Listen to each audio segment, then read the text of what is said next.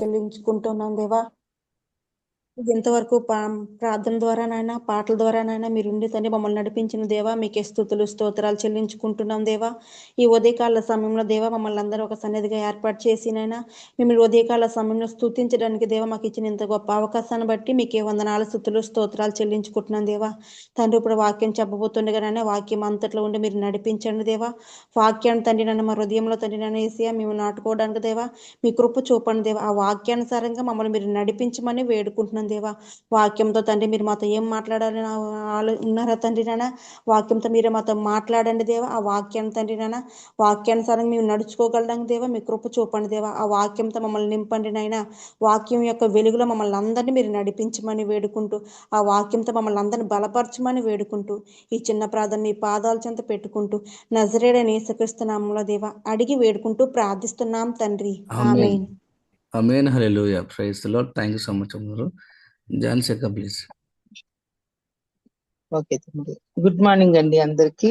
ఈ రోజు మన మధ్యలో వాక్యం అందించడానికి బ్రదర్ సురేష్ బాబాయ్ గారు సిద్ధంగా ఉన్నారు. దేవుని యొక్క ఆత్మ చేత ప్రేరేపింపబడి వారిని పరిచయం చేయటం గౌరవంగా భావిస్తున్నాను. బ్రదర్ సురేష్ బాబు గారు ఆంధ్రప్రదేశ్ లోని అనంతపూర్కు చెందినవారు. క్రైస్తవ సిద్ధాంతాలను బోధించడంలో ఆయన ప్రావీణ్యం కలిగిన బోధకులు. వివిధ సంఘాలలో దేవుని వాక్య పరిచర్య మరియు వాక్య బోధనల ద్వారా ప్రభువుకు సేవ చేస్తూ వస్తున్నారు.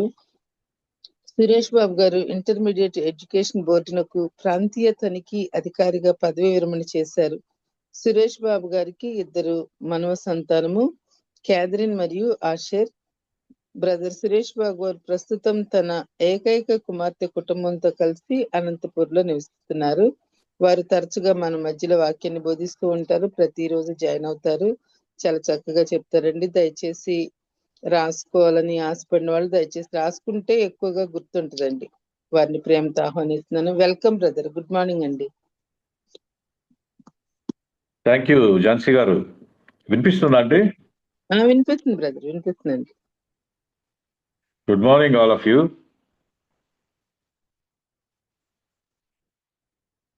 మరి యొక్క ప్రాతకాలంన వర్చువల్ ప్రేయర్ ఫెలోషిప్ అంతటితో కలిసి దేవుని వాక్యంలో నుంచి కొన్ని నేర్చుకోవటానికి దేవుడు మనకు అనుగ్రహించిన ఈ గొప్ప అవకాశం కొరకు దేవాది దేవునికి నేను కృతజ్ఞతలు తెలియపరుస్తున్నాను. చేరి వచ్చిన సభ్యులందరికీ శుభములు యేసు ప్రభు నామమున తెలియపరుస్తున్నాను. వాక్యంలోనికి వెళ్దాం. పరిశుద్ధుడైన లూకా వ్రాసిన సువార్త 17వ అధ్యాయం 33వ వచనం చదువుకుందాం. పరిశుద్ధుడైన లూకా వ్రాసిన సువార్త 17వ అధ్యాయము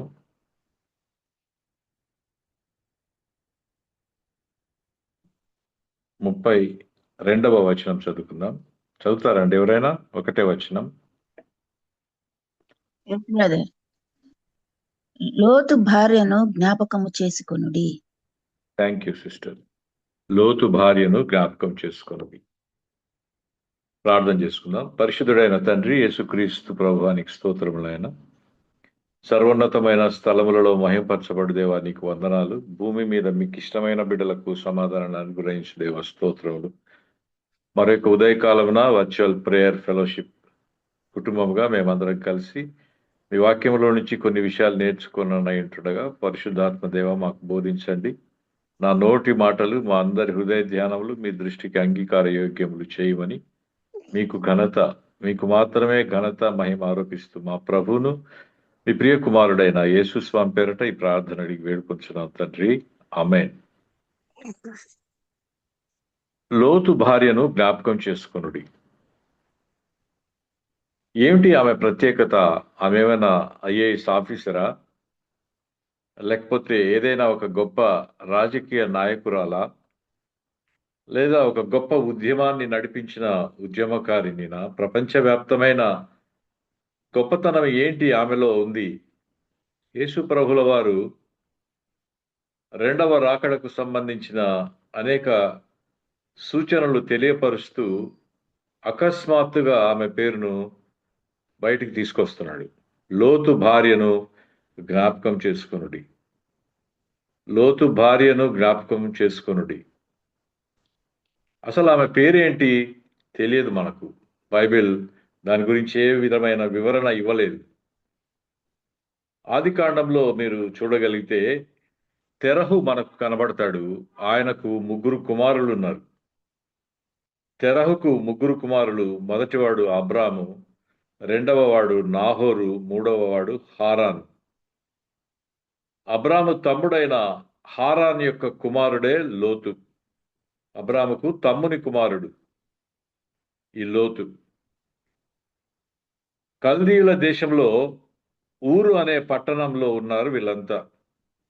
ఆ పట్టణాన్ని వదిలిపెట్టి రమ్మని దేవుడైన యెహోవా అబ్రాముకు ఆజ్ఞాపించినప్పుడు ఆ ఆజ్ఞకు లోబడి విధేయత చూపించి అబ్రాము తన దేశమును, స్వంత జనాంగమును, తల్లిదండ్రుల కుటుంబమును, బంధువులను అందరిని వదిలేసి ఎక్కడికి వెళ్తున్నాడో తెలియక దేవుడు రమ్మన్న చోటికి బయలుదేరి వెళ్ళాడు. అబ్రాము జీవితంలో ఒక గొప్ప లక్షణం మనకు కనబడుతుంది. అది విశ్వాసం, రెండవది విధేయత. యెహోవా ఆజ్ఞ మేరకు అబ్రాము అతని భార్య అయిన షారానును తీసుకొని కనానుకు బయలుదేరి వెళ్ళాడు. అప్పటికింకా ఆయనకు సంతానం కలగలేదు. ఆదికాండం 12వ అధ్యాయం 4వ వచనంలో రాయబడి ఉంటుంది, ప్రభు ఆజ్ఞ మేరకు అబ్రాము బయలుదేరినాడు, లోతు అతనితో కూడా వెళ్ళెను అని ఉంది. లోతు అతనితో కూడా వెళ్ళెను. ఇద్దరు ఒకే చోట ప్రయాణాన్ని ప్రారంభించారు. ఒక చోట నుండే బయలుదేరారు. అది లోతు యొక్క జీవన గమనం. అబ్రాము అప్పటికింకా అబ్రహాముగా మార్చబడలేదు. సరే, వారి ప్రయాణ మార్గంలో కనానుకు చేరిన తర్వాత అక్కడ ఒక గొప్ప కరువు రావటం, అక్కడ వారు నివసించలేని పరిస్థితులు ఏర్పడటం, తనకు కలిగి ఉన్న అందరినీ తీసుకొని అబ్రాము ఐగుప్తుకు వెళ్ళి కొంతకాలం అక్కడ నివసించటం, అక్కడి నుండి తిరిగి బేతేలు అనే ప్రాంతానికి, హాయి అనే ప్రాంతాలకు వచ్చినట్టుగా మనం చూస్తాం. అబ్రామును గొప్ప ధనవంతుడుగా ఆదికాండం చెప్తుంది. అనేక మంది నౌకర్లు ఉన్నారు, పనివారు ఉన్నారు, పశువుల కాపర్లు ఉన్నారు. ఇంట యుద్ధము కొరకు అలవర్చిన సుమారుగా 318 మంది నిపుణులు కలిగిన ఒక గొప్ప సంపన్నుడుగా మనకు అబ్రాహాం కనిపిస్తాడు. రాజులతో సహితం యుద్ధం చేసి గెలుపొందగలిగిన యుద్ధ సామర్థ్యము కలిగిన సైనికుల్లాంటి వాళ్ళు అతని దగ్గర పనివారుగా ఉన్నట్టు మనకు అర్థం అవుతుంది. ఆ రోజుల్లో దాన్ని ప్యాట్రియార్కల్ పీరియడ్ అంటారు. ఈ ప్యాట్రియార్కల్ పీరియడ్లో పితరుల కాలంలో వారి ఆస్తిపాస్తులు పశువుల సంపదతోనే లెక్కించబడేది. అందుకే ఎన్ని ఎడ్లున్నాయి, ఎన్ని ఒంటెలున్నాయి, ఎన్ని గాడిదలున్నాయి అనే సంఖ్య ఇవ్వటం ద్వారా వారెంత ధనవంతులో బైబిల్ చూపించడానికి ప్రయత్నం చేస్తుంది. అప్పటికింకా మనుషులు కలిగి ఉన్న ఆస్తిపాస్తులను సంపద రూపంలోనో, భూముల రూపంలోనో, ఇళ్ల రూపంలోనో, వస్తు వాహనముల యొక్క సంఖ్య రూపంలోనో లెక్కించబడటం ప్రారంభం కాలేదు. మాకు అక్కడ 3 ఎకరాల స్థలం ఉంది, హైదరాబాద్లో 2 ఫ్లాట్లు ఉన్నాయి, లేకపోతే 2 అపార్ట్మెంట్లు ఉన్నాయి అని ఆస్తిపాస్తులను గురించి అతిశయపడే రోజులు కాబవి. అప్పటికింకా పశువుల సంపదను మాత్రమే వారికున్న ఆస్తిపాస్తులుగా తెలియపరచడం బైబిల్లో మనం చూస్తాం. ఈ బేతేలు ప్రాంతానికి వచ్చినప్పుడు అబ్రహాము పశువులు ఉన్నాయి, లోతుకు కూడా పశువులు ఉన్నాయి. విస్తారంగా పశువుల పెంపకం వారి యొక్క వృత్తి. ఆ రోజుల్లో నీళ్లు ఎక్కడున్నాయో ఆ నీటి సమీపంలో ఎక్కడైతే పశువులకు మేత దొరుకుతుందో అక్కడికి వెళ్ళటం మాత్రమే వారికి తెలిసిన ఒక ప్రయత్నం. తర్వాత వారున్న ప్రాంతంలోకి నీటిని కాలువల ద్వారా మళ్లించటం, తర్వాత బావులు త్రవ్వటం, చెరువులు త్రవ్వటం, తర్వాత ఉన్న చోటనే బోర్వెల్స్ వేసి నీటిని పైకి లాగడం నేర్చుకున్నారు మానవులు. పూర్వపు రోజుల్లో నీళ్లు ఎక్కడున్నాయో అక్కడికి వెళ్ళటం మాత్రమే వారికి తెలిసిన ఒక విషయం. కాబట్టి వీరు ఈ బేతేలు ప్రాంతంలో నీరు, పశువులకు కావలసిన మేత విరివిగా దొరుకుతున్న కారణం చేత అక్కడికి తమ పశువులను తీసుకొని వచ్చారు. అక్కడికి వచ్చిన తర్వాత ఈ రెండు గుంపుల లేదా రెండు కుటుంబాల యొక్క పశువుల కాపరుల కలహం ప్రారంభమైంది.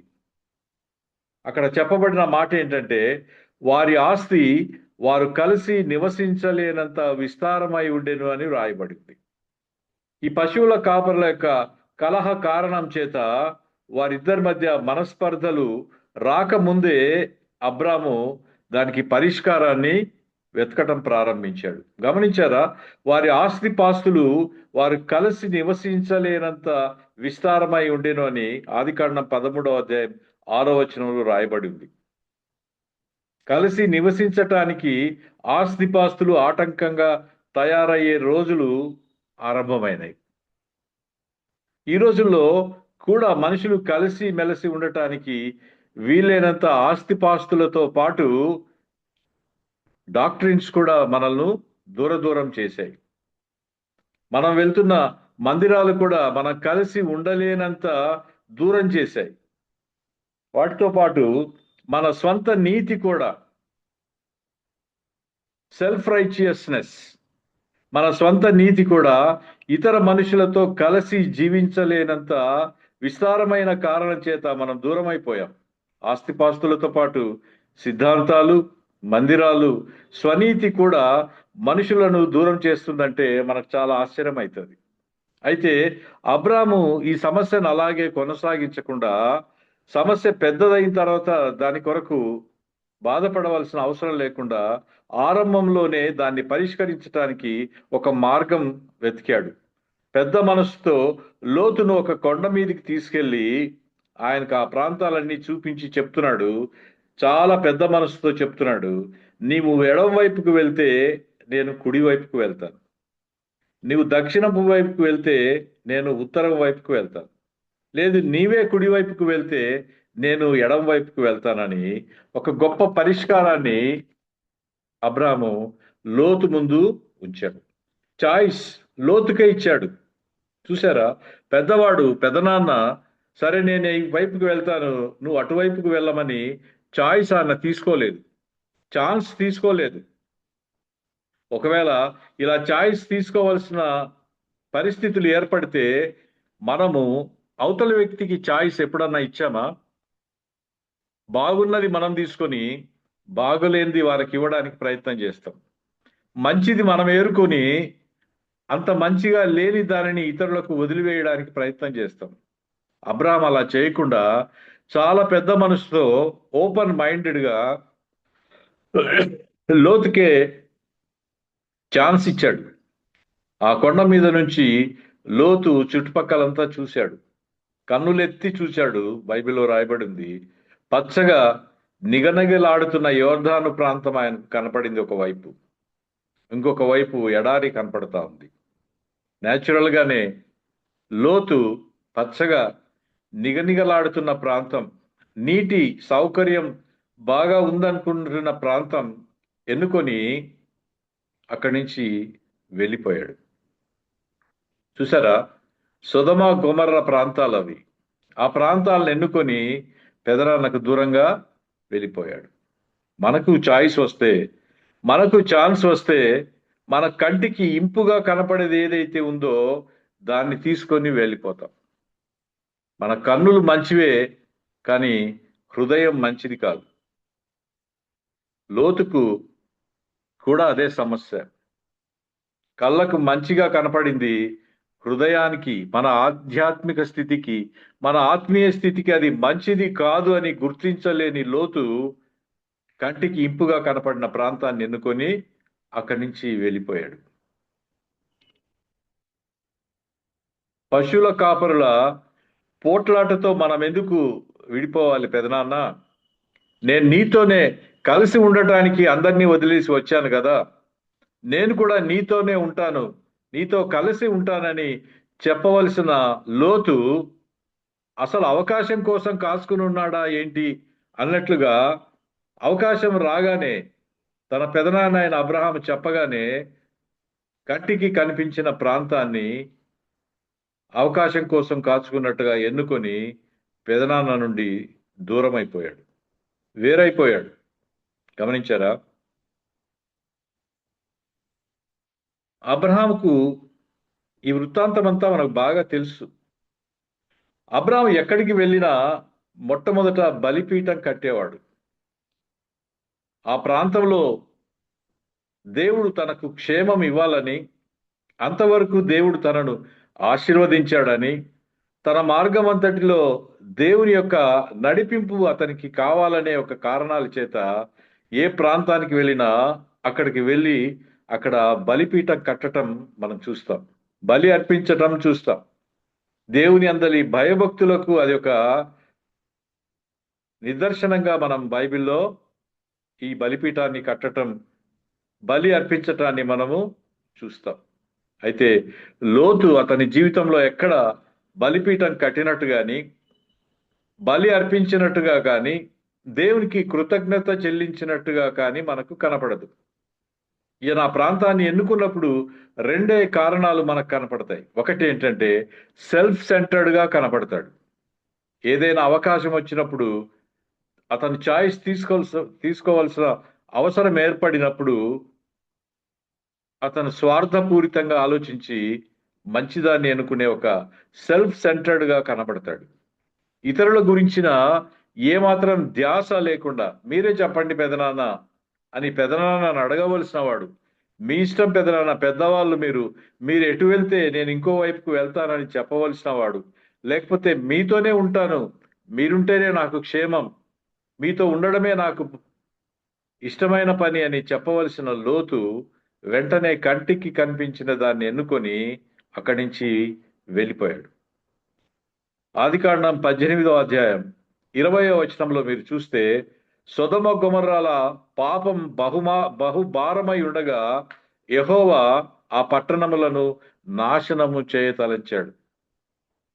అయితే యెహోవా దేవుడు ఏదైనా ఒక పని చేయదలుచుకున్నప్పుడు ఆ పనిని ఆయన ఒక నియంతలాగా చేయడు.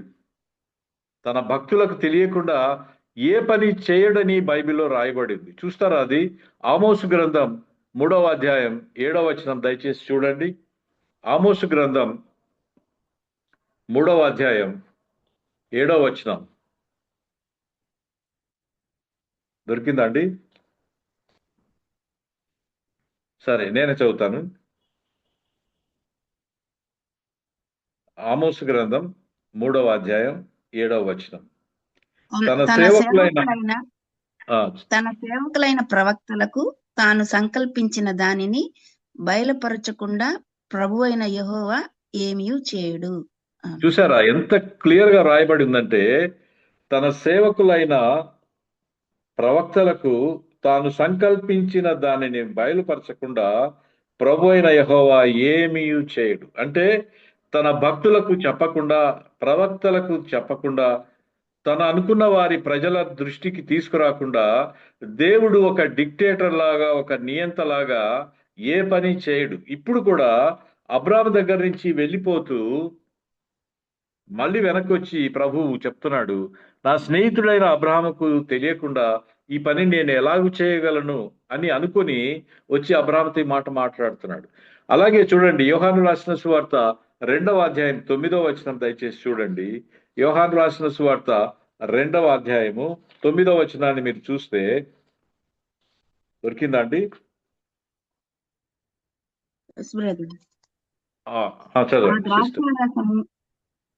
ఆ ద్రాక్షారసము ఎక్కడుండి వచ్చెనో ఆ నీళ్లు ముంచి తీసుకొని పోయిన పరిచారకులకి తెలిసినది, కాని విందు ప్రధానికి తెలియకపోయెను. కనుక ద్రాక్షారసమైన ఆ నీళ్లు రుచి చూచినప్పుడు ఆ విందు ప్రధాని పెండ్లి కుమారుని పిలిచి ప్రతివాడును. Thank you sister. చాలు, మనకు కావాల్సింది ఏంటంటే ఆ ద్రాక్ష రసము ఎక్కడి నుండి వచ్చనో ఆ నీళ్లు ముంచి తీసుకొని పోయిన పరిచారకులకే తెలిసినది, కానీ విందు ప్రధానికి తెలియకపోయాను. యెహోవా ఏదైనా చేయాలనుకుంటున్నప్పుడు తన ప్రజలైన వారికి, తన భక్తులైన వారికి, ప్రవక్తలైన వారికి తెలియకుండా ఏం చేయడు. ఇక్కడ యోహాను రాసిన సువార్తలో మనం చూస్తే నీటిని ద్రాక్షారసంగా మార్చాడు. అది ఎలా మార్చబడిందో, ఎప్పుడు మార్చబడిందో అందులో పనిచేసిన పరిచారకులకే తెలిసింది కానీ విందు ప్రధానికి తెలియలేదు. ఇక్కడ కూడా అంతే. ఆ పట్టణములను నాశనం చేయదలుచుకున్నాడు ప్రభువు. ముందుగా తన స్నేహితుడైన అబ్రాహాముతో మాట్లాడి చెప్తున్నాడు వాటిని తాను నాశనం చేయబోతున్నట్టు. అప్పుడు ఆ ఎపిసోడ్ అంతా మనకు తెలుసు.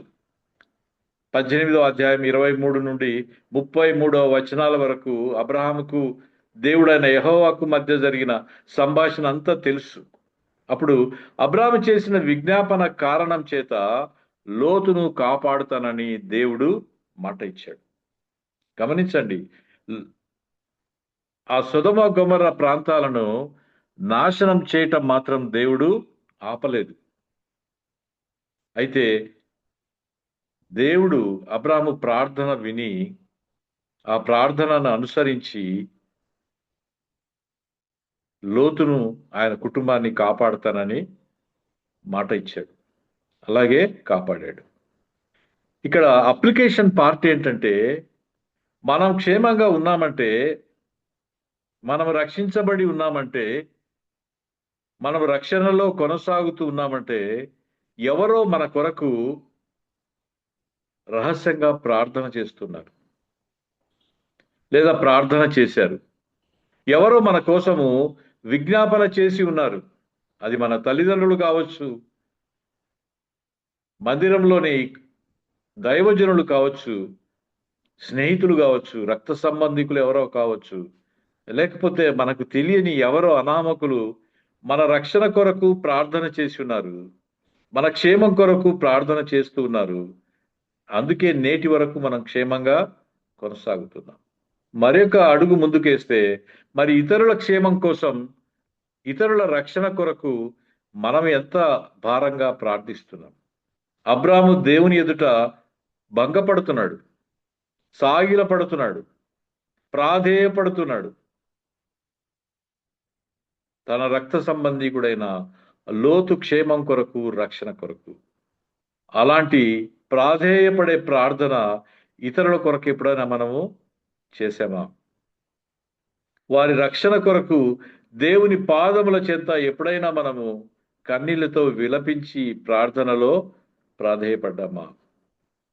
మీకు తెలుసా అండి, బిల్లీ గ్రహం గారు రక్షించబడటానికి ఆయన బట్టలు కుట్టించుకోవడానికి పోయే ఒక టైలర్ కారణమని బిల్లీ గ్రహం రాస్తాడు.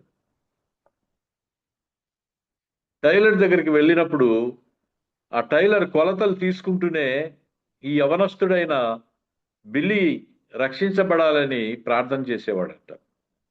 ఆయన్ని చూసిన తర్వాత ఇతని దేవుడు ఉపయోగించుకోవాలి, దేవుని పనిలో ఇతను బలమైన పనిముట్టుగా వినియోగించబడాలని అనేక సంవత్సరములు ప్రార్థన చేసిన తర్వాత బిల్లీ గ్రహం రక్షణలోకి నడిపించబడ్డాడు.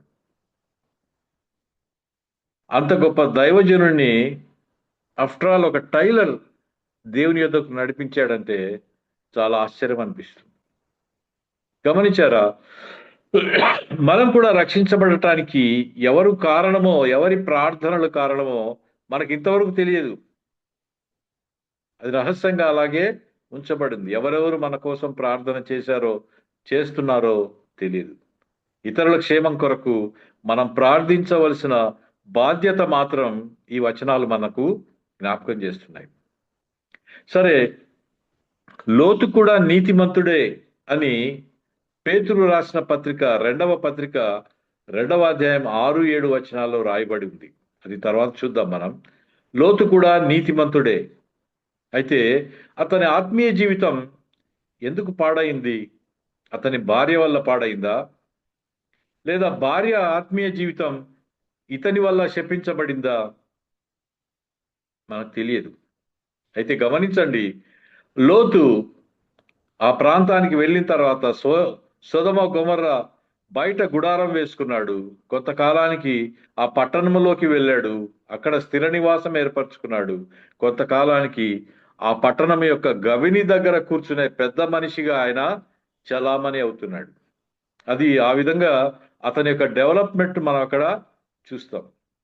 ఒక పెద్ద మనిషిగా గవిని యొద్ద కూర్చొని తీర్పు చెప్పే ఒక పెద్ద మనిషిగా ఒక కార్పొరేటర్ లెవెల్కి వచ్చాడేమో తెలియదు. మరి కార్పొరేటర్ లెవెల్కి వచ్చి అందరినీ తీర్పు తీర్చగలిగే స్థాయికి వచ్చాడు. అయితే అతని ఇన్ఫ్లుయెన్స్ సొదమ మీద లేదు. గమనించండి, సొదమ ఇన్ఫ్లుయెన్స్ లోతు మీద ఉంది, కానీ లోతు యొక్క ఆధ్యాత్మిక జీవితం, అతను కూడా నీతిమంతుడే, కానీ ఆ నీతి క్రియలు కానీ, నీతి ఛాయలు కానీ, నీతివంతమైన అతని జీవితం కానీ ఎవరి మీద ప్రభావం చూపినట్టుగా మనకు కనపడదు. చివరకు అతని కుటుంబ సభ్యుల మీద కూడా అతని నీతి ఇన్ఫ్లుయెన్స్ చేయలేదని మనకు అర్థమవుతుంది.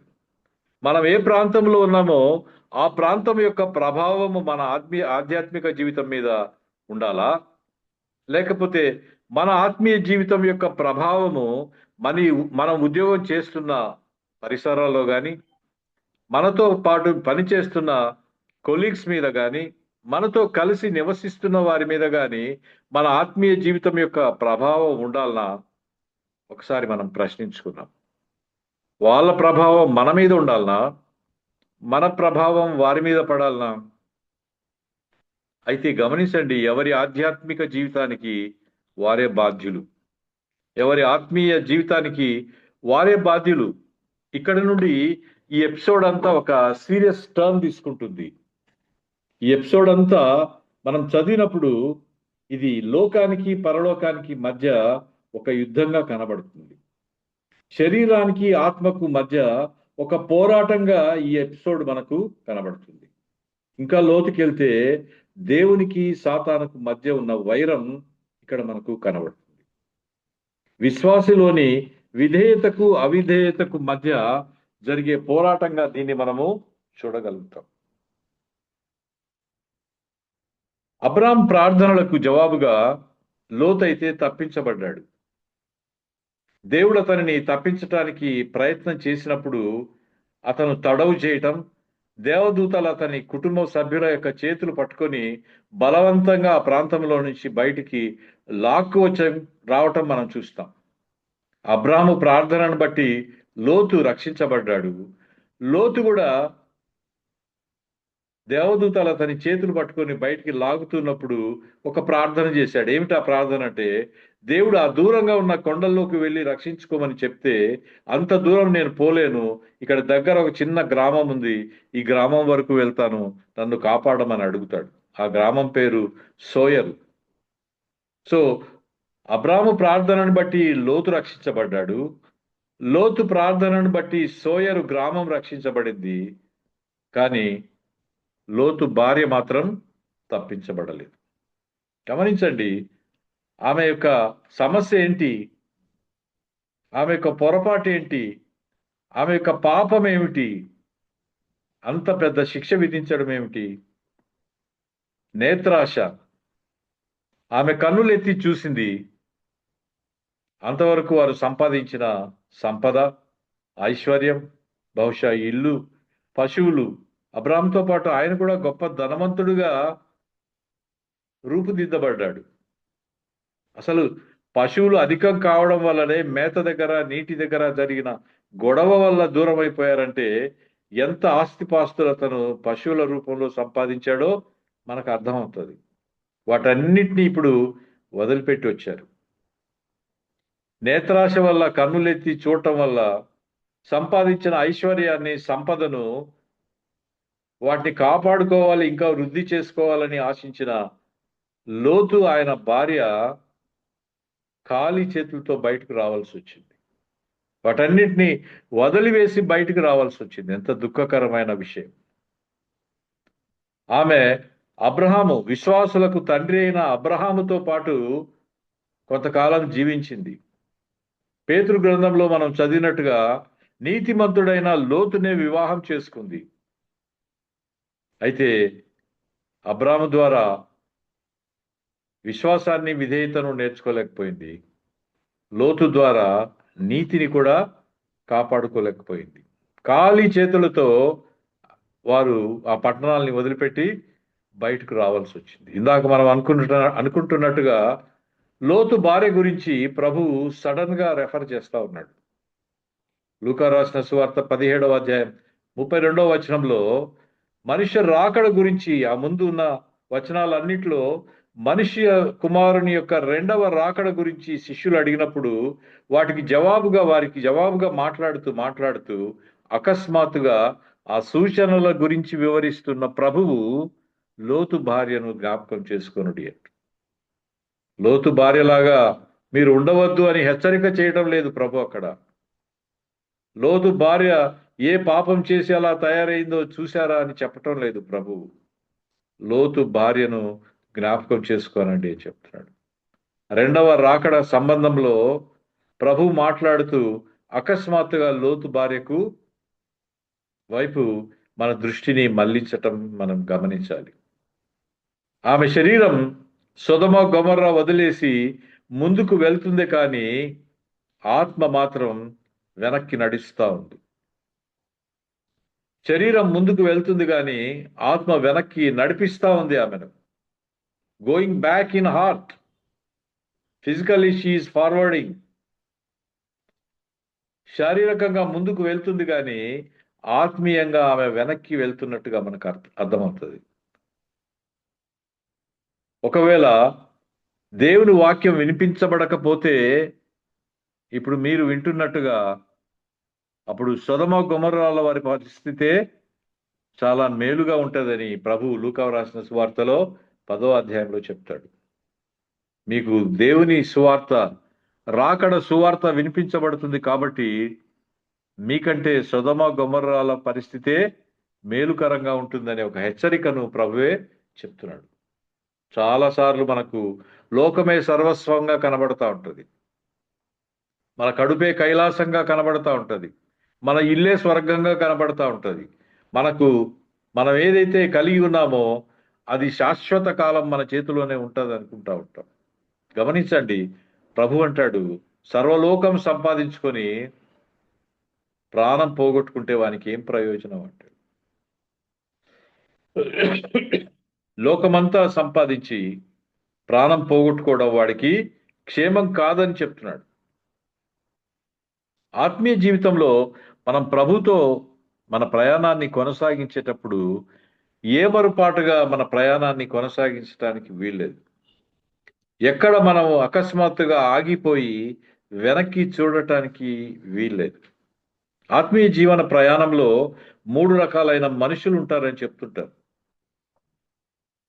మొదటిది, ఆత్మీయ జీవితం ప్రారంభించి ఎన్ని శ్రమలైనా భరించి విజయవంతంగా ముందుకు సాగి వెళ్ళేవారు. వారు ఆత్మీయ జీవితంలో ఉత్తములుగా పేర్కొనబడతారు. రెండవది, ఆత్మీయ జీవితం ప్రారంభించి శ్రమలు, సంకటములను అనుభవించిన తర్వాత మధ్యలో ఆపేసి వెనక్కి వెళ్ళిపోయేవాళ్ళు. వీళ్ళు మధ్యములు అంటారు. ఇంకా మూడవ గుంపు, వీరు అసలు ఆత్మీయ జీవితం ఇంకా ఆరంభమే చేయని వారు. వీళ్ళు అధములు అంటారు. ఇక్కడ ప్రశ్న ఏంటంటే, మనం ఏ రకమైన ప్రయాణికులం?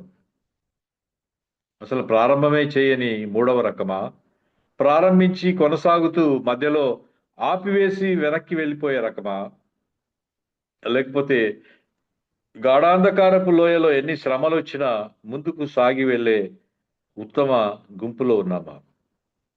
మనల్ని మనం పరీక్షించుకోవాల్సిన వారంగా ఉన్నాం.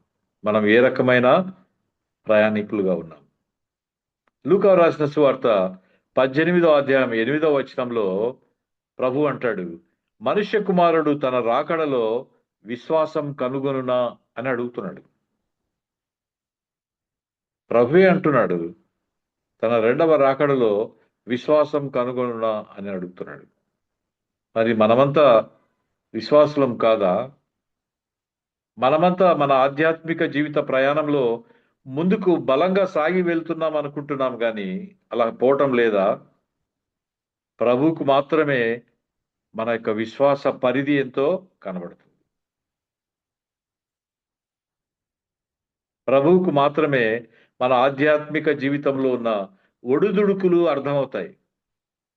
మనం వెళ్తున్న సంఘ కాపరికి, మనతో ఉన్న సహవాసంలో ఉంటున్న వారికి ఎవరికి మన ఆధ్యాత్మిక జీవితం యొక్క శైలి అర్థం కాదు.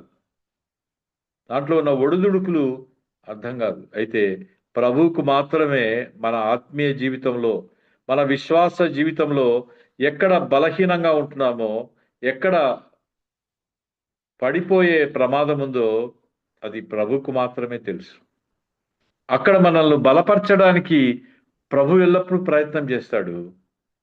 అక్కడ మరింత బలహీనపరిచి మన ఆధ్యాత్మిక జీవితం పతనం చేయటానికి సాతాను ప్రయత్నం చేస్తాడు. సాతానుకు కూడా మన బలహీనతలు తెలుసు. అయితే వాటి వల్ల మనల్ని పతనం యొక్క అంచుకు తీసుకువెళ్ళడానికి సాతాను ప్రయత్నం చేస్తాడు. అక్కడ మనల్ని బలపరిచి విశ్వాస జీవితంలో బలంగా కొనసాగేటట్టు చేయటానికి ప్రభు ప్రయత్నం చేస్తాడు. ఎంత వ్యత్యాసం గమనించండి. మనుష్య కుమారుడు అంటున్నాడు, నేను విశ్వాసం కనుగొందునా అంటున్నాడు. ఇక్కడ మళ్ళీ ఈ ఎపిసోడ్లోకి వచ్చినప్పుడు దేవదూతలే లోతుకు అతని కుటుంబానికి ఒక గొప్ప ప్రమాదం రాబోతుందనే వార్నింగ్ ఇచ్చారు. మీరు ఇక్కడే కొనసాగితే మీరు నశించిపోయే ప్రమాదం ఉంది, వెంటనే బయలుదేరి రమ్మంటే తడవు చేస్తున్నారు. లోతు తడవు చేస్తున్నాడు, అతని భార్య తడవు చేస్తుంది, కుమార్తెలు తడవు చేస్తున్నారు. తడవు చేస్తుంటే బలవంతంగా వారిని లాక్కుని బయటికి వచ్చినట్టుగా మనకు అర్థమవుతుంది. దేవదూతలే వార్నింగ్ ఇచ్చిన తర్వాత కూడా అక్కడే ఉండిపోవాలనే వారి ఆశను చూస్తే మనకు ఆశ్చర్యం కలుగుతుంది. నాశనం కొరకు ఆ పట్టణాలు ఏర్పాటు చేయబడి ఉన్నాయని చెప్పిన తర్వాత కూడా ఆ పట్టణాలు వదలబుద్ధి రావటం లేదు వీరికి. దేవుడు పిలిచినప్పుడు మనకు అత్యంత ప్రియమైనది, ఇష్టమైనది ఏదైనా ఉన్నప్పటికీ దాన్ని మనం వదులుకోవాల్సిన అవసరం వస్తుంది. దేవుడు పిలిచిన మనం వాటిని మనతో పాటు మోసుకెళ్ళాలనుకోవడం మన యొక్క నాశనాన్ని మనం కొని తెచ్చుకోవటమే. మనం దూరటానికే సందు లేదంటే అక్కడ మెడకు డోలేసుకొని పోవటం బుద్ధిహీనత. మనం పోవటమే దేవుడు కోరుకుంటుంటే మనతో పాటు మనకు కలిగి ఉన్న సమస్తాన్ని తీసుకువెళ్ళటానికి మనం చేసే ప్రయత్నం వృధా. మనం ఏదైతే మనది అనుకుంటున్నామో దానిని ప్రభువు మనకిచ్చింది, మనం దాన్ని ఎలా వినియోగిస్తామో చూడడం కోసమే. దానికి మనం ఒక కేర్ టేకర్గా ఉండటానికి మాత్రమే ప్రభు ఈ లోకంలో మనకు వాటిని అప్పగించాడు. ఆయన మహిమార్థమై దాన్ని వాడుకోవడానికి, అది మీ ధనం కావచ్చు, మీకున్న పదవి కావచ్చు, మీకున్న చదువు కావచ్చు, మీకున్న హోదా కావచ్చు, మీకున్న పలుకుబడి కావచ్చు, వాటన్నిటిని సమకూర్చిన వాడు ప్రభువే. వాటన్నిటిని మనకిచ్చి ఆయన మహిమార్థమై వాటిని మనం ఎలా వినియోగిస్తామో చూడాలని ప్రభువు కోరుకుంటున్నాడు. అయితే వీరు వాటిని వదిలిపెట్టి రాలేక కష్టంగా బయటికి ఈడవబడ్డారు. అలాంటి ఎగ్జాంపుల్స్ మనకు చాలా కనబడతాయి. గెహాజీ కనబడతాడు. ధనవంతుడైన ఒక యువకుడు ప్రభు దగ్గరకు వచ్చి, నేను పరలోకంలోకి ప్రవేశించాలంటే ఏం చేయాలని అడిగి జవాబు తెలుసుకున్న తర్వాత మొహం చిన్నబుచ్చుకొని వెళ్ళిపోయిన ఒక ధనవంతుడైన యువకుడు కనబడతాడు. అననీయ సప్పీరాలు కనబడతారు. ఇలా అనేక మంది ప్రభువును దూరం చేసుకున్న వాళ్ళను మనము బైబిల్లో చూస్తాం. సొదొమ నుండి ఆమెను బలవంతంగా బయటికి తీసుకొచ్చిన ఆమె హృదయం ఆ పట్టణంలోనే నిలిచిపోయింది. ఆమె చేసిన పాపం ఏంటి? ఘోరమైన పాపం ఏమైనా చేసిందా అంటే కేవలం అవిధేయత ఆమె చూపించింది. ఆమె హృదయం ఆ పట్టణంలోనే నిలిచిపోయింది కాబట్టి ఆమె వెనుకకు తిరిగి చూసింది. ఎప్పుడు చూసింది తెలియదు మనకు. ఏ వరుసలో వాళ్ళు నడుస్తున్నారో తెలియదు. లోతు వెనక ఆయన కుమార్తెలు, ఆ చివరిలో భార్య ఉండి వీరికి తెలియకుండానే వెనక్కి చూసిందా తెలియదు. వీరితో పాటు ప్రక్కన నడుస్తూ పోతూ వెనక్కి తిరిగి చూసిందా తెలియదు. ఆమె వెనక్కి చూసింది. వెనక్కి చూడొద్దు, వెనుకకు చూడొద్దు అనేది దేవుడి యొక్క ఆజ్ఞ. దాన్ని తిరస్కరించడం, దానికి అవిధేయత చూపించటం ఆమె చేసిన ఒక గొప్ప పాపం. 2 రకాలైన పాపాలు మన జీవితంలో మనం చేస్తూ ఉంటాం. Sin of commission, sin of omission. Sin of commission, వద్దన్న పనిని చేయటం. సిన్ ఆఫ్ ఒమిషన్, చేయవలసిన పనిని చేయకపోవటం. ఇవి 2 దేవుని దృష్టిలో భయంకరమైన పాపాలుగానే మనకు కనపడతాయి. వద్దన్న దాన్ని చేయటం, చేయమన్న దానిని చేయకపోవటం. ఆమె సొదొమ నుండి బయటకు తీసుకురాబడింది, కానీ సొదొమ ఆమెలో ఇంకా అలాగే ఉండిపోయింది. ఆమె సొదొమలో నుండి శారీరకంగా బయటికి వచ్చినట్టే కనబడింది, కానీ ఆమెలో, ఆమె ఆత్మీయ స్థితిలో సొదొమ ఇంకా స్థిరంగా ఉన్నట్టు మనకు అర్థమవుతుంది. ఇశ్రాయేలీల విషయంలో కూడా ప్రభువు ఒక్క రాత్రిలోనే వారందరినీ ఐగుప్తులో నుండి 430 సంవత్సరాల చెర జీవితంలో నుండి మోషే అనే ఒక గొప్ప నాయకత్వంలో బయటికి తీసుకొచ్చాడు. ఒక్క రాత్రిలోనే వారందరూ బయటికి వచ్చేసినట్టుగా మనకు కనబడుతుంది. అయితే వారిలో నుండి ఐగుప్తును బయటకు తీయడానికి దేవునికి 40 సంవత్సరాలు పట్టింది. ఐగుప్తును మోసుకొని వచ్చారు, విగ్రహాలను మోసుకొని వచ్చారు, మాంసాపేక్షను మోసుకొని వచ్చారు, ధనాశను తీసుకొని వచ్చారు. ఐగుప్తులో ఈ వేటినైతే దేవుడు అసహించుకున్నాడో వాటిని మోసుకొని వచ్చారు. అరణ్యమంతా మోసుకుంటూ 40 సంవత్సరాలు తిరిగారు. వాటిని బయటికి తీయలేక ప్రభువు వారందరినీ 40 సంవత్సరాల కాలంలో అరణ్యంలోనే రాలిపోజేసినట్టుగా మనం బైబిల్ చూస్తే అర్థమవుతుంది. ఐగుప్తులో నుండి బయటికి వచ్చారు, కానీ వారిలో నుండి ఐగుప్తు బయటికి రావటానికి 40 సంవత్సరాలు పట్టింది. చాలా ఆశ్చర్యం మనకు. సొదొమ వదిలితే క్షేమం అని చెప్పి దేవదూతలు వారిని బయటికి లాక్కొచ్చారు. అయితే దాని ఆకర్షణ నుండి వారు బయటికి రాలేకపోయారు. శారీరకంగా బయటికి ఈడవబడ్డారు, కానీ ఆత్మీయంగా, ఆధ్యాత్మికంగా, ఆకర్షణ పరంగా వారు ఇంకా సొదొమలోనే ఉండిపోయారు. వెనక్కి చూస్తే వచ్చే ప్రమాదం ఏంటంటే మనం ఆకర్షించబడతాం. సొదొమ ఆకర్షణ నుండి ఆమె బయటకు రాలేకపోయింది. ఆకర్షింపబడితే ఏమవుతుంది? మనం అవిధేయులం అవుతాం. అవిధేయులం అయితే ఏమవుతుంది? మనం ప్రభువుకు దూరం అవుతాం. ప్రభువుకు దూరం అయితే ఏమవుతుంది? చివరకు మనం శపించబడతాం. ఇది జరిగే కాన్సిక్వెన్స్. ఆమె ఆకర్షించబడింది, బయటకు రాలేకపోయింది, అవిధేయత చూపించింది, దూరమైంది, చివరకు శాపానికి గురైంది. ఆత్మీయంగానే ప్రారంభించారు. అబ్రహాము, లోతు తమ ప్రయాణాన్ని ఆత్మీయంగానే ప్రారంభించారు, కానీ ముగింపు శారీరకంగా లోతు ఆయన కుటుంబం ముగించినట్టుగా మనకు అర్థమవుతుంది. సామెతల్లో ఒక మంచి మాట ఉంటుంది, కార్యారంభము కంటే కార్యాంతము మేలు. ఒకని జన్మదినము కంటే వాడి మరణ దినం మేలు అని రాయబడింది. గమనించారా?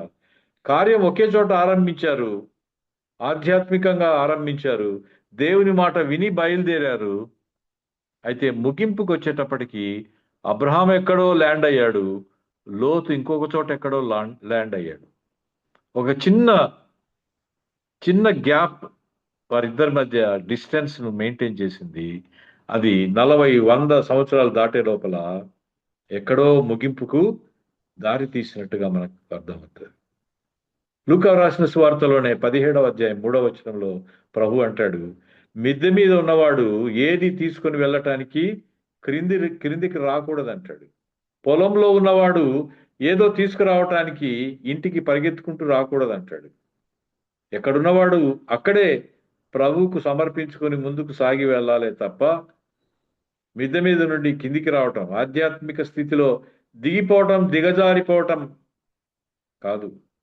పొలం నుండి వెనక్కి రావటం, వెనక్కి వెళ్ళిపోయి మళ్ళీ ముందుకు కొనసాగలేని ఆధ్యాత్మిక పతనం కాకుండా ముందుకు సాగి వెళ్ళాలని ప్రభువు కోరుకుంటున్నాడు.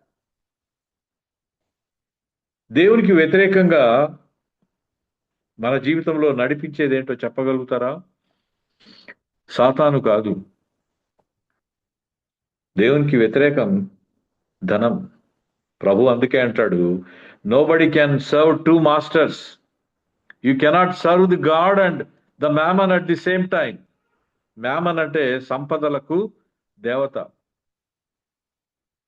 దేవుడికిని సిరికిని మీరు దాసులుగా ఉండలేరంటాడు ప్రభు. వాస్తవంగా దేవుడికిని సాతానుకును మీరు దాసులుగా ఉండలేరని చెప్పవలసింది పోయి ప్రభువు దేవుని తర్వాత రెండవ స్థానాన్ని మన జీవితంలో సిరికి, సంపదకు, ధనానికి, డబ్బుకు, ఐశ్వర్యానికి ఇస్తున్నట్టుగా మనం చూస్తాం. You cannot serve the 2 masters at the same time. ఇంకా క్రిటికల్గా చెప్తాడు ప్రభు, ధనవంతుడు పరలోకంలో ప్రవేశించడం కంటే సూది బెజ్జంలో ఒంటె దూరటం సులభం అంటాడు ప్రభు. అంటే ఎంత క్లిష్టమైన పరిస్థితి అర్థం చేసుకోవడానికి అంత గొప్ప ఎగ్జాంపుల్ ప్రభు చెప్పినట్టు మనకు అర్థమవుతుంది. మరి అట్లా అయితే ధనవంతులైన అబ్రాహం, ఇస్సాకు, సొలొమోను వీరందరూ ఎక్కడున్నారు? మరి అంత గొప్ప ధనవంతులు కదా.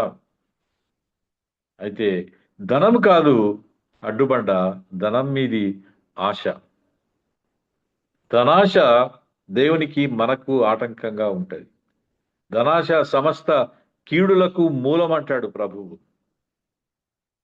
నాగటి మీద చేయి వేసి వెనుకకు చూచువారు నా రాజ్యమునకు అర్హులు కారు అంటాడు ప్రభువు. కాబట్టి నాగటి మీద చేయి వేసిన తర్వాత మనం ముందుకు కొనసాగాలని ప్రభువు కోరుకుంటున్నాడు. వెనకకు చూడటం, మనసు లాగటం, పాపం చేయటం, ఒకటి తర్వాత ఒకటి కొనసాగటం మనం చూస్తాం. ఆదాము వల్ల తొలి పాపం కూడా అదే. చూశారు, ఆకర్షించబడ్డారు, ఆ పని చేయటానికి ప్రేరేపించబడ్డారు, లోబడ్డారు, చివరకు శపించబడ్డారు. చూసారా? నేత్రాశ, శరీరాశ, జీవపు డంబం, ఈ మూడే మనిషిని ఆధ్యాత్మిక పతనానికి తీసుకువెళ్తాయని దేవుని వాక్యం మనతో మాట్లాడుతుంది. వాళ్ళు ఆకర్షించబడ్డారు, అవిధేయత చూపించారు, నిర్లక్ష్యంగా వ్యవహరించారు. మీరు గమనించారా? వద్దన్న పండు తిన్నది హవ్వ. కానీ దేవుడు ఎవరిని అడుగుతున్నాడు? మొదట ఆదామును అడుగుతున్నాడు. హవ్వను అడగటం లేదు. మొదట ఆదామును పిలిచి ఆదామును ప్రశ్నిస్తున్నాడు. ఇంటి యజమానిగా ఆదాము వ్యవహరించలేకపోయాడు. ఆధ్యాత్మిక జీవితం యొక్క బాగోగులను చూడవలసిన ఆదాము పతనపు అంచుకు దిగజారిన కారణం చేత యజమానిని అడుగుతున్నాడు. కాలుతున్న ఇంట్లోకి వస్తువుల కోసం వెళ్ళి మనం కాలిపోయినట్టుగా వీళ్ళు కాలిపోయారు. సొదొమలోనే ఉండి బయటికి రాకుండా కాలిపోయి ఉంటే అది వేరే విషయం. అది వేరే విషయం. పూర్తిగా అవిధేయత చూపించారు, అందరితో పాటు కాలిపోయారు, నాశనం అయిపోయారని అనుకునేవారు. అయితే సొదొమ వదిలి వచ్చినట్టే ఉంది, కానీ గమ్యం చేరలేకపోయింది. లోతు భార్యను జ్ఞాపకం చేసుకొనుడి. సొదొమ వదిలేసింది, కానీ చేరవలసిన గమ్యస్థానం చేరలేకపోయింది. వచ్చినట్టే ఉంది బయటకు, కానీ నాశనానికి గురైంది. ప్రార్థనకు వచ్చినట్లే ఉంది, గుడికి వెళ్ళినట్లే ఉంది, కానుకలు ఇచ్చినట్లే ఉంది, మాట వింటున్నట్లే ఉంది. చివరకు పరలోకం చేరలేకపోతే ఏం లాభం?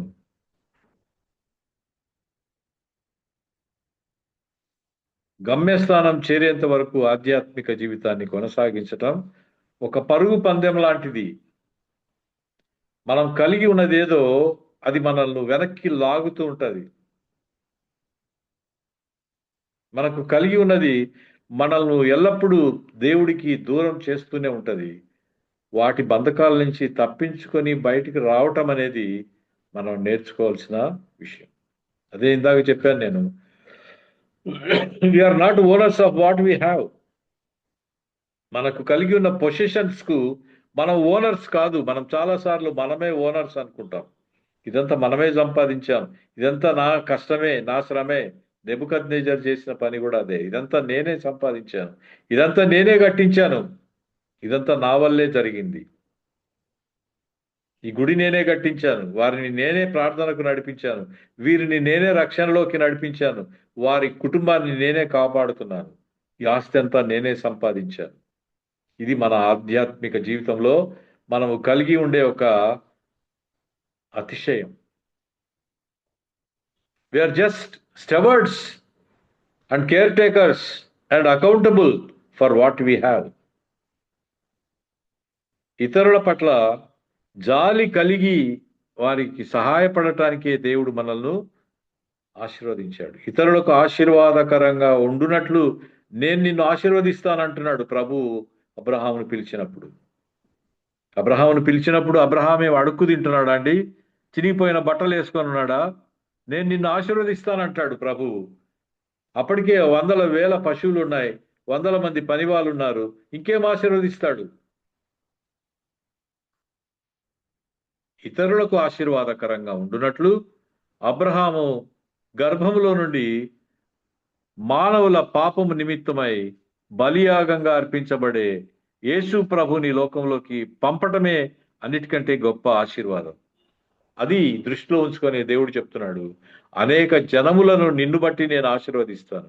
నీలో నుండి రాబోయే వారసుడైన దేవుని కుమారుడైన యేసు క్రీస్తు ద్వారా ఇవ్వబడే రక్షణ సర్వ మానవుల కొరకు అర్పించబడే ఒక గొప్ప రక్షణగా ప్రభు మాట్లాడుతున్నాడు. అందుకే నిన్ను బట్టి అన్ని జనాంగములను నేను ఆశీర్వదిస్తాను. ఎలా?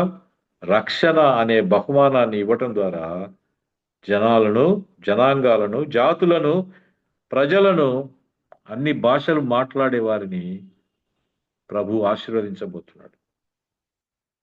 మనకు ప్రభు దగ్గరకు రావటానికి ఆటంకంగా, కష్టంగా, వెనక్కి లాగుతున్నది ఏంటో గుర్తించాలి. మరి అది మన కుటుంబమా, పిల్లల, ఉద్యోగమా, భార్యనా, భర్తనా, ఇళ్ళ, తోటల, నగల, సంపద, ఏది మనల్ని బలంగా ప్రభువుకు దూరంగా లాగుతుందో దానిని మనం గుర్తించి విదిల్చుకొని ముందుకు వెళ్ళవలసిన బాధ్యత ఉంది.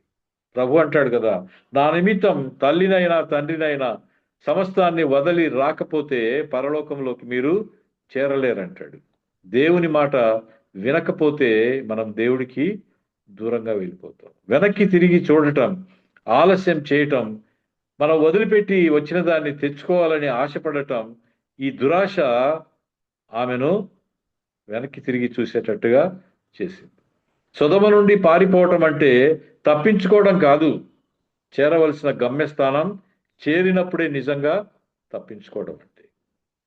వారిపైకి, సొదొమ గొమొర్రా పైకి కురిపించబడిన అగ్ని గంధకాల వర్షం వలన నాశనమైపోయిన ప్రాంతమే మృత సముద్రం అని బైబిల్ పండితులు పేర్కొంటారు. ఈ మృత సముద్రం చుట్టూ ఉన్న పరిసర ప్రాంతాలన్నీ ఆ రోజుల్లో దేవుని చేత నాశనం చేయబడిన ప్రాంతాలని. ఈ రోజుకు కూడా మృత సముద్రంలో బ్రతకడానికి ఒక చిన్న ప్రాణి లేదు, పైన పక్షులు కూడా ఎగరనంత సాంద్రత కలిగిన ప్రాంతంగా ఆ మృత సముద్ర ప్రాంతాన్ని మనము చూస్తాం. ఏ ప్రాణి అందులో బ్రతకలేదు, ఏ పక్షులు దానిపైన ఎగరవు. మార్గస్థుల కోసం, మన కోసం ఇంకా మృత సముద్రం అలాగే ఉంచబడింది. మన ఆధ్యాత్మిక జీవితం యొక్క స్థితిగతులను మనము బేరీజు వేసుకోవడానికి దేవుడు దాన్ని అక్కడే ఇంకా ఉంచాడు. ద్విమనస్కులు దేవునికి అయిష్టం అనే విషయాన్ని మనం ఈమె జీవితం ద్వారా అర్థమవుతుంది. అసలు బైబిల్లో ఆమె గురించి చెప్పబడింది చాలా తక్కువ, అయినా ఆమె చాలా ఎక్కువగా బోధిస్తుంది మన ఆధ్యాత్మిక జీవితం యొక్క ప్రగతి విషయంలో. చెప్పబడింది చాలా తక్కువ. ఆమె పేరు లేదు, ఆమె ఎక్కడి నుంచి వచ్చిందో లేదు. ఆమె కేవలం ఉప్పు స్తంభం కావటం మాత్రమే ఆమె జీవితం ద్వారా మనకు ఒక గొప్ప బోధను ఇస్తుంది. మెరుపు తాకడం ఆమె స్తంభంగా మారిపోవటం, అయితే వాతావరణాన్ని తట్టుకొని ఇప్పటికీ కూడా అక్కడే నిలిచి ఉన్నట్టుగా ఒక ప్రాంతాన్ని చూపెడతారు. ఆమె అవిధేయతకు, దేవుని యొక్క తీర్పుకు ఒక గుర్తుగా మన కళ్ళెదురుగా నిలబడిపోయింది. She is an ever warning to the sinners and backsliders. అవిశ్వాసానికి, అవిధేయతకు, విశ్వాసంలో దిగజారిపోవటానికి ఆమె యొక్క తీవ్రమైన పాపపు జీవితానికి గుర్తుగా ఆమె మనకు కనబడుతుంది. వెనక్కి చూడటం, వెనకకు పోయే కోరికను బహిరంగపరుస్తోంది. Finally she appeared as a bad wife and a bad mother and a bad believer. గమనించండి, a bad daughter cannot become a good wife. A bad student can never become a good teacher. A bad player cannot become a good coach. ఈమె కూడా ఒక bad ఎగ్జాంపుల్గా మనకు బైబిల్లో కనబడుతుంది. ఆ episode అంతా ఒక అగ్లీ ఎపిసోడ్గా బైబిల్లో మనకు నిలిచిపోయింది. ఆమె ఉప్పు స్తంభంగా మారిపోవటం వలన ఆమె కుమార్తెలిద్దరూ ఒక ఇన్సెస్ట్ రిలేషన్షిప్ను తమ తండ్రి ద్వారా కలిగి ఉండటాన్ని బైబిల్లో మనము చూస్తాం.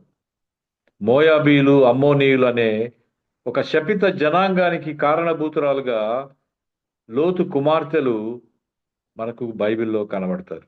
ఆమె ఒకవేళ బ్రతికి ఉంటే ఇలాంటి అమ్మోనీయులు, మోయాబీయులు ఉద్భవించి ఉండలేరు. తన కుమార్తెలను ఆమె కాపాడుకొని ఉండేది. అయితే ఆమె ఒక బ్యాడ్ ఎగ్జాంపుల్గా మధ్యలోనే ఉప్పు స్తంభంగా మారిపోయిన కారణం చేత వారు ఉంటున్న ప్రాంతం యొక్క ప్రభావము లోతు మీద, ఆయన కుమార్తెల మీద ఉండటం మనం చూస్తాం. దాని యొక్క నిదర్శనమే ఆ incest relationship with the father and మోయాబీయులు, అమ్మోనీయులు అనే శపిత జనాంగం వచ్చినట్టు మనం చూస్తాం. ద్వితీయోపదేశ కాండంలో రాయబడి ఉంది, మోయాబీయులు, అమ్మోనీయులు అనేవారు 10వ తరం కూడా దేవుని సన్నిధిలోకి రాకూడదని రాయబడి ఉంది. అయితే లోతు నీతిమంతుడే అని పేతురు 2వ గ్రంథంలో మనం చూసాం ఇందాక.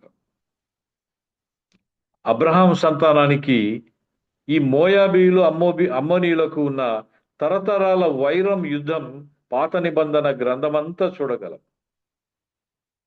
ప్రతి యుద్ధంలో ఈ మోయాబీయులు, అమ్మోనీయులు మనకు కనబడతారు. విశ్వాస జీవితం అనేది ఒక పరుగు పందెం లాంటిదని పౌలు అంటాడు. దాంట్లో పాల్గొంటే చాలదు, దాంట్లో గెలుపొందాలి. పరుగు పందెంలో విజిలేసేటప్పుడు 10 మంది 12 మంది నిలబడుకొని ఉంటారు. ఆ నిలబడుకొని ప్రారంభం చేసిన ప్రతి ఒక్కరికి బహుమానం రాదు. పరుగు పందెం ముగించిన వారికి మాత్రమే బహుమానం వస్తుంది. బహుమానం రావాలంటే తుది వరకు పరిగెత్తాలి. పౌలు చెప్పినట్టుగా మనం చెప్పగలగాలి. వెనుక ఉన్నవి లక్ష్య పెట్టక గురి వద్దకే పరిగెడుతున్నానని మనం చెప్పగలగాలి. అప్పుడు పరుగు పందెంలో మనము గెలుపొందినట్టు. ఆరంభం కాదు ప్రధానమైన విషయం, ముగింపు బాగుండాలి. ప్రారంభించటం కాదు, ముగించటం చాలా ప్రధానమైన విషయం. అగ్నిగుండం నుంచి తప్పించబడ్డాం, వెనుకకు చూడకుండా విశ్వాస జీవితంలో కొనసాగాలని ప్రభువు కోరుకుంటున్నాడు. ఒకే చోట ప్రారంభించారు అబ్రాహాము, లోతు తమ యొక్క ఆత్మీయ జీవిత ప్రయాణాన్ని. అయితే వేరు చోట్ల ముగించినట్టుగా మనము చూస్తాం. అయితే ఇందులో సంతోషించదగిన ఒక వ్యక్తి కనపడతారు మనకు. మోయాబీయుల్లో ఎవరైనా ఆశీర్వదించబడిన వ్యక్తి జ్ఞాపకం వస్తారా అండి మీకు? అవునండి. చెప్పండి. Ruth Ruth yes, yes. దేవుడు శపించిన జనాంగం, దేవుని చేత శపించబడిన జనాంగం, 10వ తరము కూడా నా సన్నిధిలోకి రాకూడదని దేవుడే ద్వితీయోపదేశ కాండంలో మోషే చేత ఆజ్ఞాపించబడిన జనాంగములో నుండి ప్రభు యొక్క వంశావళిలోకి ఒకానొక స్త్రీ ప్రవేశపెట్టబడింది. ఆమె ఋతు. మనం సంతోషించదగిన విషయం ఏదైనా ఉందంటే మన జీవితంలో ఇదే. ప్రభువు ఎంత న్యాయవంతుడో, వారి యొక్క పాపపు జీవితానికి శిక్షగా సొదొమ గొమొర్రాను నాశనం చేయటంలో దేవుడు ఎంత న్యాయవంతుడో, లోతును ఆయన కుటుంబాన్ని బయటికి తీసుకురావటంలో ఆయన అంత కృప కలిగిన వాడుగా దేవుడు మనకు కనబడతాడు. ఒకే ఆస్పెక్ట్ లో ప్రభు 2 రకాలైన రూపాలని మనం చూస్తాం. ఒకవైపు ఆయన కఠినంగా శిక్షించే ఒక న్యాయాధిపతిగా కనబడతాడు. మరొక వైపు తన పట్ల భయభక్తులు కలిగిన వారి పట్ల ఎంతో కృప చూపించి వారిని చివరి వరకు బయటకు తీసుకురావడానికి ప్రయాసపడుతూనే ఉండే యేసు ప్రభు లాంటి ప్రేమ కలిగి సిలువ పైన మరణించేంత త్యాగం చేసే వ్యక్తిగా మనకు కనబడతాడు. మనం అగ్నిగుండం నుంచి తప్పించబడ్డాం, బయటికి ఈడవబడ్డాం, లాగివేయబడ్డాం, అగ్నిలో నుండి లాగినట్టుగా. అయితే వెనుకకు చూడకుండా ముందుకు మన విశ్వాస జీవితంలో కొనసాగాలని ప్రభువు కోరుకుంటున్నాడు. అలాంటి వెనుకకు చూడని విశ్వాస జీవితం మన అందరికీ దేవుడు అనుగ్రహించును గాక. Amen. Oh to the floor leader. Amen. Thank you brother. Thank you. మరి లోతు భార్యను జ్ఞాపకం చేసుకోండి అన్న అంశం మీద చాలా చక్కని వర్తమానం అందించినందుకు ఆమె మరి అబ్రహాము లోతుతో ఉంటూనే విశ్వాసం, విధేయతను, నీతిని నేర్చుకోలేకపోయింది, కాపాడుకోలేకపోయిందని, మన జీవితంలో ముగింపు చాలా ముఖ్యమని ఎన్నో ఆత్మీయ సత్యాలు వివరించినందుకు వర్చువల్ ప్రేయర్ ఫ్యామిలీ తరఫున మీకు ప్రత్యేక వందనాలు తెలియజేసుకుంటున్నాను. థ్యాంక్ యూ సో మచ్ అండి. మన మధ్యలో ఉన్న పాస్టర్ విజయ్ కుమార్ గారు ముగింపు ప్రార్థన, పరలోక ప్రార్థన ఆశీర్వాదం ఇవ్వాల్సిందిగా కోరుతున్నానండి. ప్రార్థన చేస్తున్నామండి. హలో, వినిపిస్తుందమ్మా? వినిపిస్తుందండి. ఓకే అండి. అత్యంత కృపయు కనికరము కలిగిన పరలోకమందున్న మా తండ్రి, మీ ఘనమైన శ్రేష్టమైన బలమైన నామానికి వందనాలయ్యా. ఈ ఉదయకాలాన మీ పాద సన్నిధిలో చేరి మరి తండ్రి జూమ్ మీటింగ్ ద్వారా పెద్దలు ఏర్పాటు చేసినటువంటి యొక్క నియామకంలో అయ్యగారు సురేష్ బాబు గారి ద్వారా ఇంతవరకు తండ్రి ఆరంభ సూరత్వం కాదు, అంత్యం గమ్యస్థానం చాలా ముఖ్యమని, మరి ఐగుప్తుల గురించి మరి తండ్రి వారు నిజమైనటువంటి శారీరకమైనటువంటి శ్రమల నుంచి విడుదల పొందిన, ఆధ్యాత్మికంగా వారు చిక్కుకొని అనేక మంది రాలిపోయి కూలిపోయి ఉన్నారు. అలాగే తండ్రి మరి లోతు భార్య మరి చిన్న సందేశమైన మరి శాశ్వతంగా అవిధేయతకు గుర్తుగా శాశ్వతంగా అనేకమైనటువంటి విషయాలు నేర్చుకోవడానికి ఆమె జీవితం బోధపడి ఉన్నదని మాకు ఎంతో చక్కగా వివరించారు. లోతు కుటుంబంలో వచ్చినటువంటి ఆ యొక్క వంశావళిలో మరి తండ్రి వారు మీరు తిరస్కరించినప్పటికీ కూడా మీరు కనికరం గల దేవుడని మరి ఇలాప వాక్యం 3వ అధ్యాయంలో చెప్పబడిన మాటను మీరు నెరవేర్చినారు. మరి తండ్రి అందరినీ ప్రేమించేటువంటి కృప మీకు లోబడటం వల్లనే కలుగుతుందని, కనుక మరి విశ్వాసంలో కడముట్టించుటలో కొనసాగించుటలో మా ప్రయాసలు చక్కగా మరి మాదిరిలు చూసుకొని మేము ఎలా ఉన్నామో తెలుసుకొని ముందుకు సాగాలనేటువంటి విషయంలో మరి sin of commission, sin of omission అనేటువంటి చేయకూడదనేది చేయవలసినది రెండు కూడా గమనించి నాయన ముందుకు కొనసాగాలనేటువంటి మంచి ఉద్దేశాలను అయ్యగారి ద్వారా ఈరోజు మాకు అనుగ్రహించారు. ఒక మనిషి సర్వలోకాన్ని సంపాదించుకొని ప్రాణం పోగొట్టుకుంటే ప్రయోజనం లేదని యేసు ప్రభు వారు చెప్పినట్లుగా ఒక సందర్భంలో మిద్ది మీద ఉన్నవారు అక్కడే ఉండాలి, పొలంలో ఉన్నవారు అక్కడే ఉండాలి. దిగడము అనేది మరి వెనక్కి చూడడం అనేది ఉప్పు స్తంభానికి అది సాదృశ్యంగా ఉన్నదని, నేత్రాశ అనేటువంటిది మరి నైనా మరి లోకంలో మరి మిమ్మల్ని మాత్రమే ఎన్నుకోవాలి, రెండింటినీ ఎన్నుకొని మరి ఫలించలేము, గమ్యం చేరలేము అనే రక్షింపబడి మరి నశించడం అనేది అది చాలా దౌర్భాగ్యం.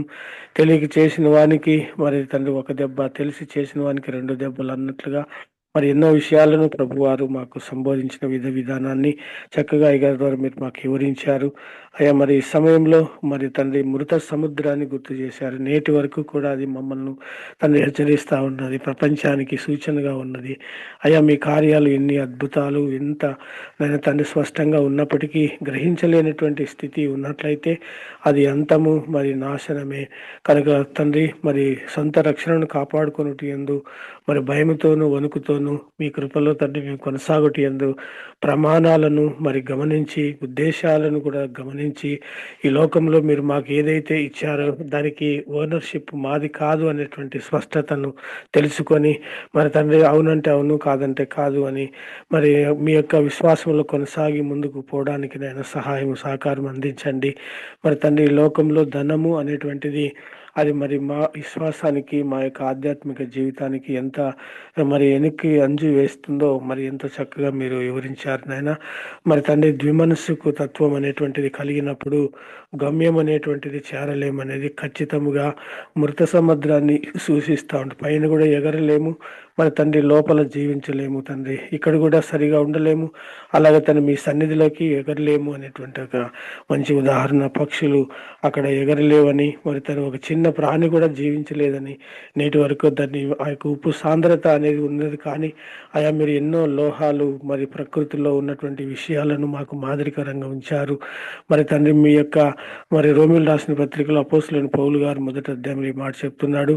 జగత్తు పునాది వేయబడి మొదలుకొని ఆయన సృష్టించిన వస్తువుల చేత ఆయన శక్తి, ఆయన ప్రేమ, దైవత్వం మీరు ఆలోచించుట చేత గ్రహించగలరని, మరి దుర్నీతి చేత సత్యాన్ని అడ్డగించుకోకుండా ఆ నీతిని కలిగిన వారమై ముందు కొనసాగిపోవడానికి అద్భుతంగా అయ్యగారి ద్వారా మీరు మాకు వివరించిన విధి విధానానికి స్తోత్రాలయ్యా. మరి తండ్రి మేము ఈ లోకంలో ఉప్పుగాను వెలుగుగాను మంచి జీవన విధానంకు గుర్తుగా ఉండాలని మీకు ప్రబోధించారు నాయన. మేము చెడ్డవారమైంది మంచిదాన్ని ఎన్నడూ కూడా చేయలేము, మా పిల్లలకు దాన్ని దారి చూపలేము అని చెప్పగలిగి ఉంటున్నారు. మరి తన లోతు కూడా మరి అగ్ని గంధకాల నుంచి తప్పించుకున్నాడు. కానీ మరి తండ్రి అక్కడికి వెళ్ళినైనా మరి తప్పుదంలోనే మరి సరైన గైడెన్స్ లేని విధానాన్ని మేము చూస్తున్నాం. ఆరంభంలో తండ్రి మరి చక్కగా ప్రయాణం చేశారు, కానీ అంతంలో వారు దూరమైనట్టుగా మేము చూస్తున్నాం. మరి 10 తరాలు తండ్రి వారి మీద కనికరం లేని పరిస్థితిని చూస్తున్నాం. అయినప్పటికీ మీ కరుణ తండ్రి విధేయత వలన సంపాదించుకున్న రూతుని బట్టి బయలుపరిచి ఉంటున్నారు. అయ్యా మీ కరుణ, మీ వాత్సల్యతకు నైనా స్తోత్రాలు చెల్లిస్తున్నాం. అలాగే తండ్రి మేము కూడా మా స్థితిగతులను గుర్తించుకొని మా యొక్క పరిస్థితులను వాక్యం ద్వారా విచారించుకొని చక్కగా ముందుకు సాగిపోవడానికి సహాయం దయచేయమని వేడుకుంటూ, మరి తండ్రి యొక్క జూమ్ మీటింగ్ ఏర్పాటు చేస్తున్న పెద్దలందరినీ పేరు పేరును దీవించండి. పాల్గొన్నటువంటి మా అందరినీ కూడా మీ కృపలతో ఉదయకాలంలో తండ్రి మంచి ఉద్దేశాలతో సంధించారు. మీకు స్తోత్రాలు. వాటిని భద్రపరచుకొని తండ్రి వాటి వలన మమ్మల్ని మేము విమర్శ చేసుకొని ఇతరులను విమర్శించుకోకుండా, తీర్పులోనికి వెళ్లకుండా మమ్మల్ని మేము చక్కబెట్టుకుంటూ తండ్రి నిత్యము తండ్రి మీ యొక్క సన్నిధిలో సజీవులు అనుకొని మీకు లెక్క ఒప్పజెప్పుకొని వారిగా కొనసాగడానికి ఈ యొక్క మాటలు ఎంతగానో అవసరంగా ఉంటున్నాయి తండ్రి. అలాగే కొనసాగడానికి సహాయం దయచేయండి. అదేలాగా తండ్రి మరి ప్రొసైడింగ్ చేస్తున్నటువంటి మరి పెద్దలు నలుగురిని కూడా దీవించి ఆశీర్వదించండి.